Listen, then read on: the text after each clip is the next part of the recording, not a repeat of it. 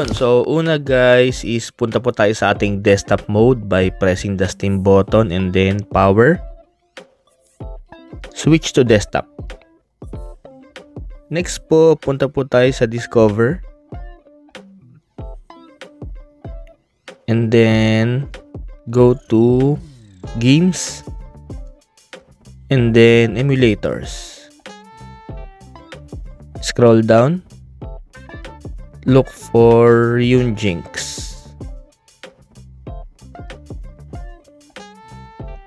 This one, Ryujinx. Click install.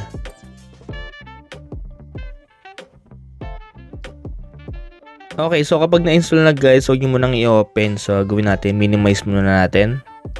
And then, gawa tayo ng desktop shortcut para madali siyang hanapin.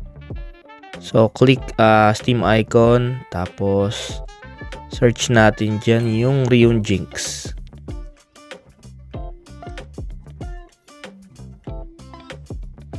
Ayan, tapos L2. And then, add to desktop. Ayan, so nandiyan na siya sa natin, sa desktop natin. And then ito po yung ating next na kailangan. So, kayo na lang po bahala maghanap kung saan kayo makakuha, no?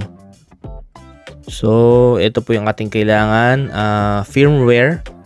Yung latest mas okay yan, 18.1. Tapos itong prod keys. At syempre yung ating ROM files. So, meron ako ditong dalawang game na naka-ready. So, ginawa ko lang siya ng folder, Switch Games. So, meron tayo dyang Zelda tsaka Astral Chain. So, yan po yung ating iti-test. And then, itong guys, firmware na file, naka-zip yan. Pati itong prod keys. Pero ang kailangan nyo lang i-extract itong prod keys. L2 tapos extract here.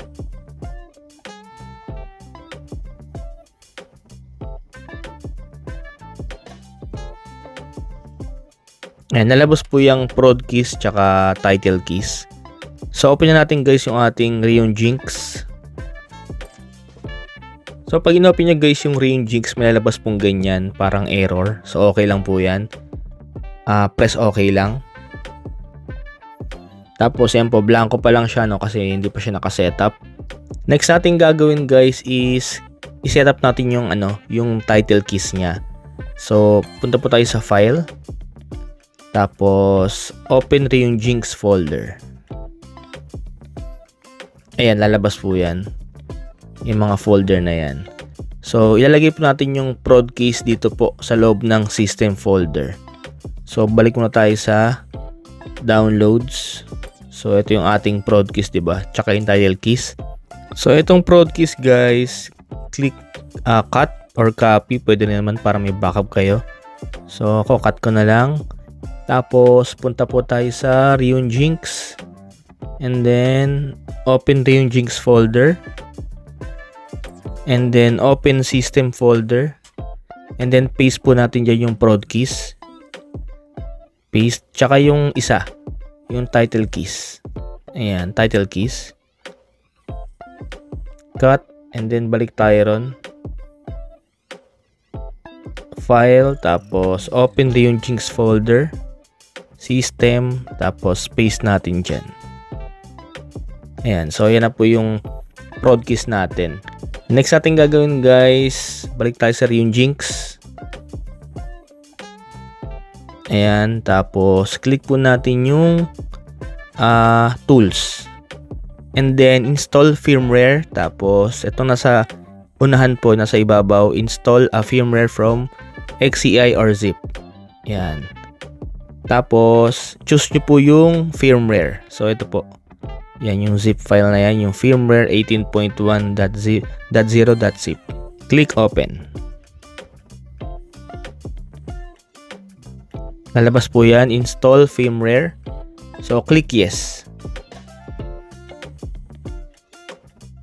Ayan. Tapos, nalabas po yan. System version 18 successfully installed. So, click okay lang ulit. So, okay na guys, na-setup na po natin yung ating keys tsaka yung ating firmware. Yung po yung importante yung dalawa na yun. After nun, exit po muna yung Ryujinx. Tapos, open nyo po ulit.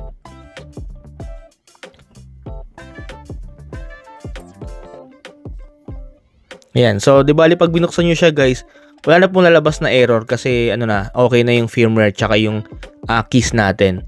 Next naman natin gagawin guys is i-load po natin yung game. So, click options, tapos settings. Ayan guys, nakalagay game directory. So, ibig sabihin yan guys, isi-set po natin kung nasan po yung ating ROM files. So, sa akin kasi guys, nasa internal. So, pwede rin po nasa SD card Kayo yung bahala kung saan yung siya gustong ilagay. So, click add.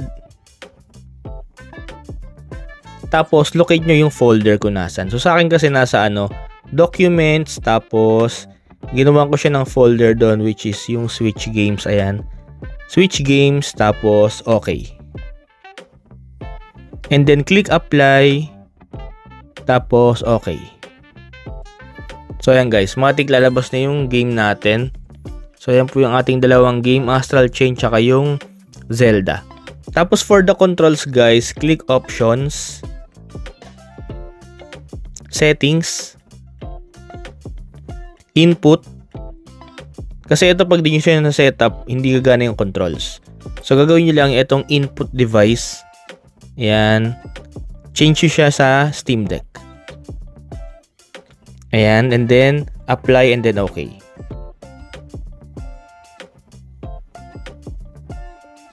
So okay na setup na guys. Pwede nating i-try pero hindi po tayo dito maglalaro. Doon pa rin sa SteamOS. Tatry lang po natin kung mag-work yung game. So L2 tapos run application.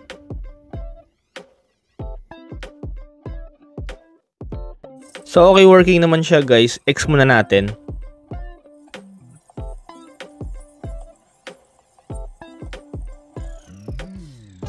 Okay, so next natin gagawin guys is itong sa Ryujinx, click natin yung L2 and then add to Steam. Okay, tapos click return to gaming mode. Okay, tapos punta po tayo sa dulo sa may view all games. And then, ayun na po yung Ryujinx. So, ganun pa rin. Pwede nyo po palitan ng artwork yan para maayos siya tignan. So, yan, for example, yan. Ayan, okay. So, maayos siya tignan. So, play natin.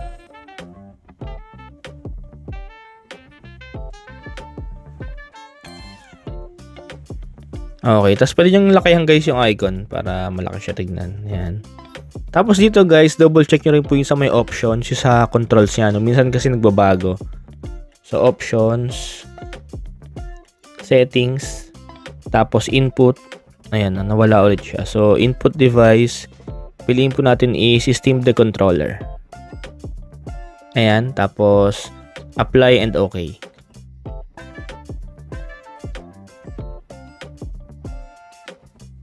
Okay, so try natin.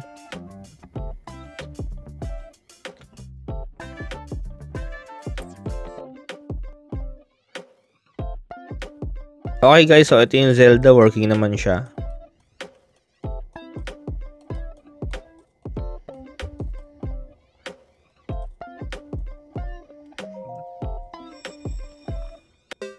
Yun, so ganoon lang po kasimple guys kung paano makapag-install at makapag-run ng Switch games sa ating Steam Deck. So thank you for watching guys and happy gaming!